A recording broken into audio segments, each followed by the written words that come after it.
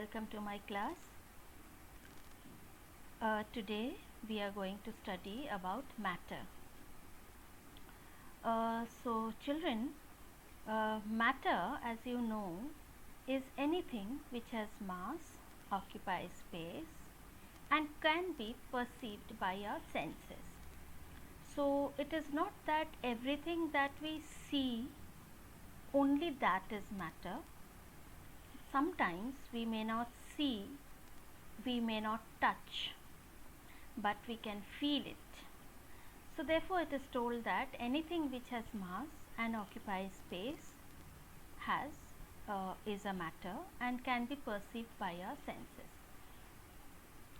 I cannot give you right now examples that you see outside, because you know what tough time we all are going through, and I am sure everybody is staying indoor at home, taking care of yourself, drinking enough water. Children, be careful, and please follow your parents, they will guide you.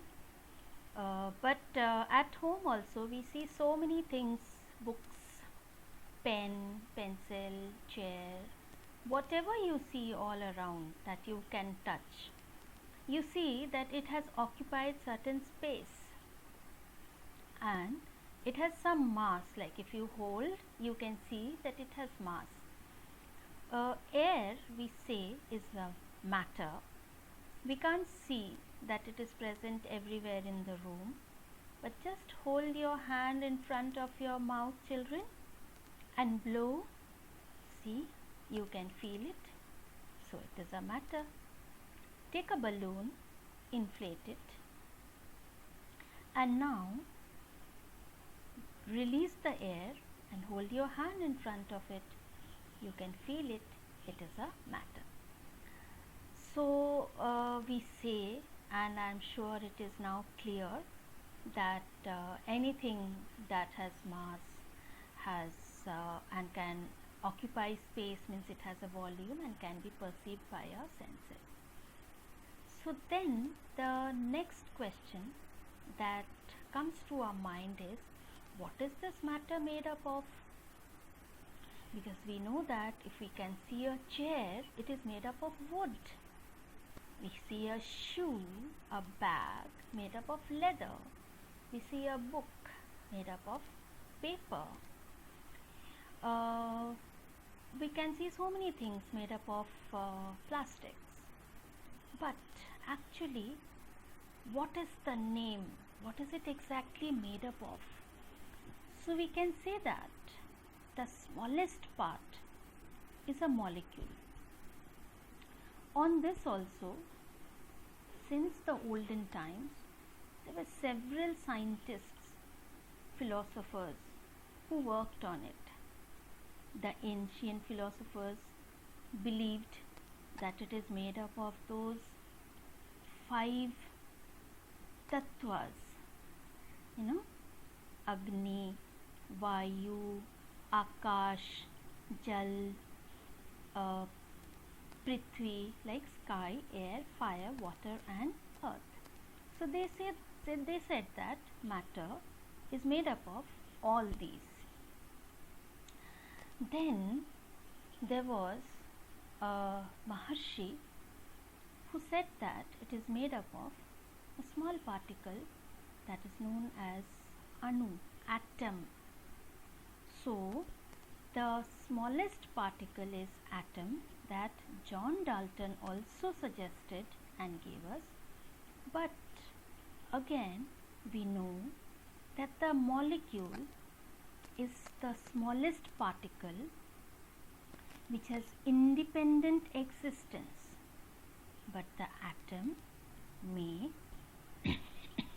or may not have independent existence, because we all know that atom is the smallest part of an element.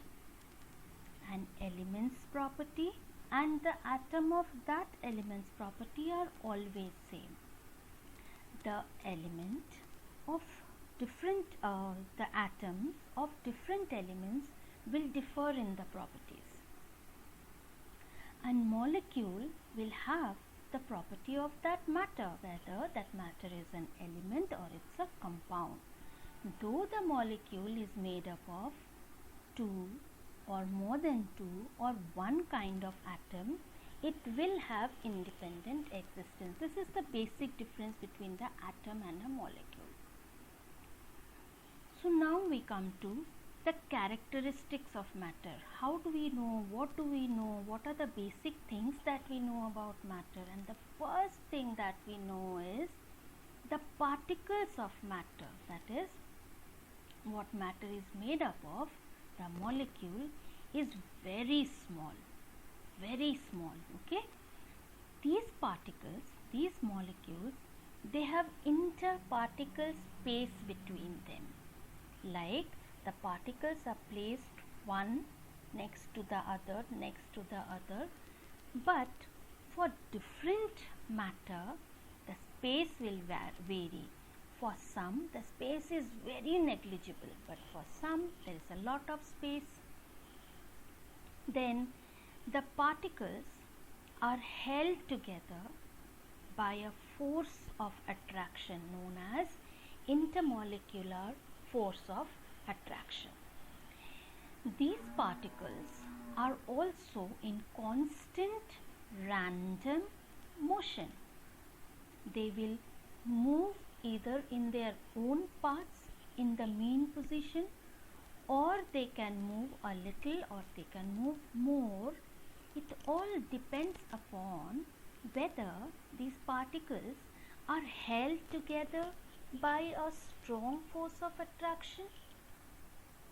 So if the force of attraction is more, the interparticle space will be less because they come closer. If the intermolecular force of attraction is less, then the particles will not be close together and there will be interparticle space. If I come to give you one example to show how the particles are small in size but it holds the property of that matter.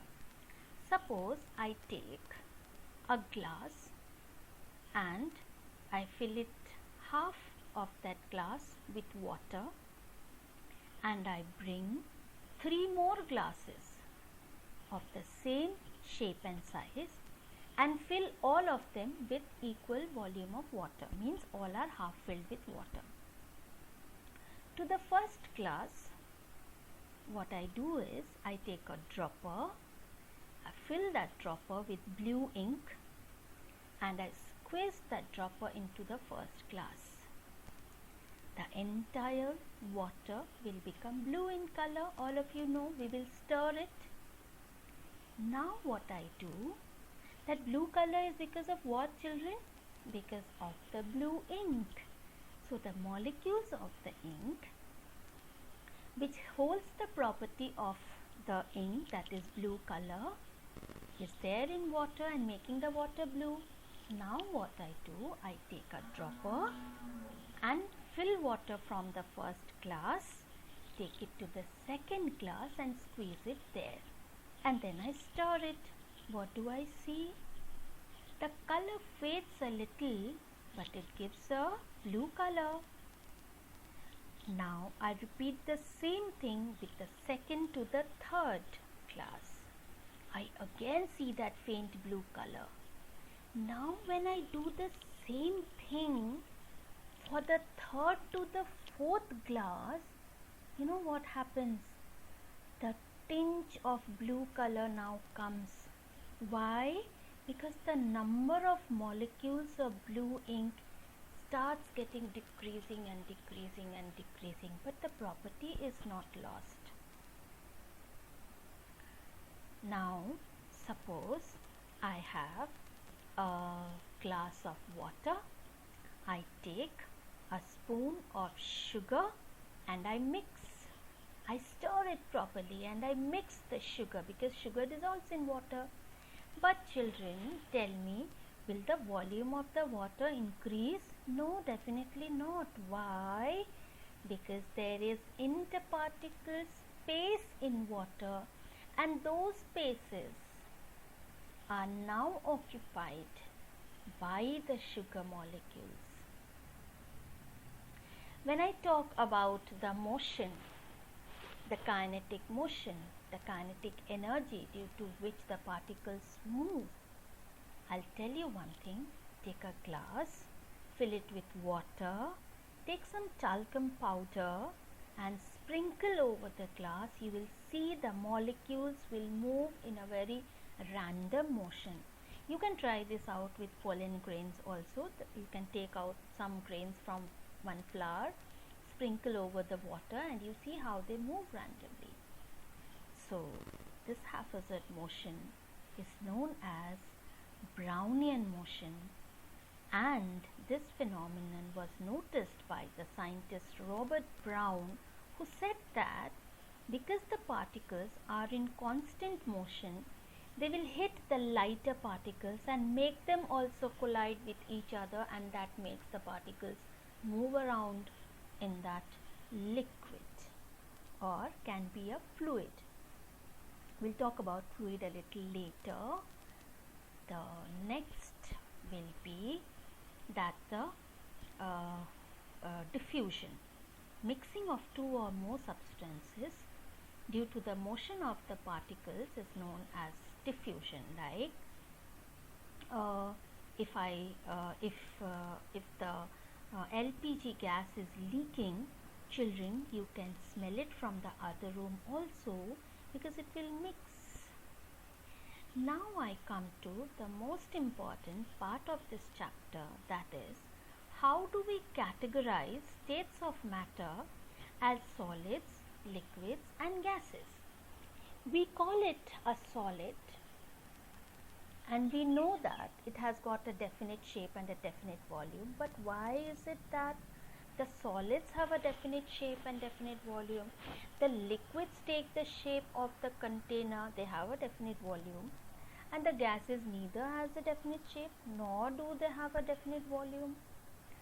Reason is, in case of solids, the particles are held together by a strong interparticle force of attraction. So when they attract, the molecules are close to each other. When they are close to each other, the intermolecular space is almost not there. So since the force of attraction is more, they will move less. They will move less means the kinetic energy is less. So definitely they will have a definite shape and a definite volume. But in case of a liquid, this force of attraction is little less than the solids. So the interparticle space is more. So they flow. They flow from a high level to a lower level. They don't have a definite shape. They take the shape of the container, of a glass, of a jar, of a bottle, in whichever you pour. But in case of gases, there is no force of negligible force of attraction. So the space is maximum. They flow in all the directions. They take the entire shape of the container. So they don't have a definite volume. All this was explained by the kinetic theory of matter. According to the kinetic theory of matter, the postulates state that atom is composed of very small particles, atoms and molecules. It is the constituent particles of the matter which are identical in all respects, as in we talk about the properties. There is a space or gap, intermolecular space. They are held by the force of attraction, intermolecular force of attraction, and the particles of matter are always in random motion. But that motion can be less or more depending upon the property of the particles, as we discussed just now for solid, for liquid and for gases. For solid, since the force of attraction is so much, the motion is least. So kinetic energy is very low, whereas the kinetic energy is very much more in gaseous state. So now when you explain what is a solid, what is a liquid and what is a gas, children, please do not explain on the basis of just the shape and size. Talk about a little better idea, that it is made up of what, it is held by what kind of force of attraction. So there is what kind of space in between them, and how much free they are to move, because of what. All those details are required. I would suggest children, please refer to your textbooks, learn the definitions from there, and please subscribe my channel, like, share. Okay. Okay, so coming to the next point. Now when we are now knowing about the shapes of solid, liquid and gases, and we have also now understood why the solid is of that shape and why the liquid and the gas is of that shape. Liquid and gas are known as fluids because they flow. Okay. So our next topic would be, children, I just want to tell you one thing. There is one complete table in your textbook which shows you the difference between solid, liquid and gases with different properties. I would suggest please learn that. Okay. So now the next topic with us will be interconversion of states of matter, that is the phenomenon of changing of one state of matter to another and come back to the original state without changing the chemical properties, but just with the change of temperature and pressure. If you change the temperature or if you change the pressure, a solid can be converted to a liquid and a liquid can be converted to a gas, and it can be again brought back to the solid state. That is interconversion of states of matter. So the best example would be ice. Take a piece of ice, keep it on the table. The ice has got less temperature, and temperature always flows from a higher temperature to a lower temperature. So the room temperature, which is comparatively higher than ice, will flow, the heat will flow to the ice. Ice will absorb the heat energy and convert into liquid water. If you heat that liquid water, you will change it into water vapor, that is gaseous state. If you cool it, the water vapor will change into liquid water, and on freezing it will give you back the ice again, as you do it for wax. If you heat wax, it will melt. You leave it for some time, it will solidify again. So we can change the state by changing the temperature. I can also talk about some of the processes. Maybe I will talk a little later. Before I tell you about one process, that is sublimation, where just now I was talking to you about solid to liquid to gas, but here it is solid to gas. Like on heating, the solid changes to gaseous state and quickly on cooling comes back to the solid state. There are so many examples, naphthalene ball, ammonium chloride, iodine,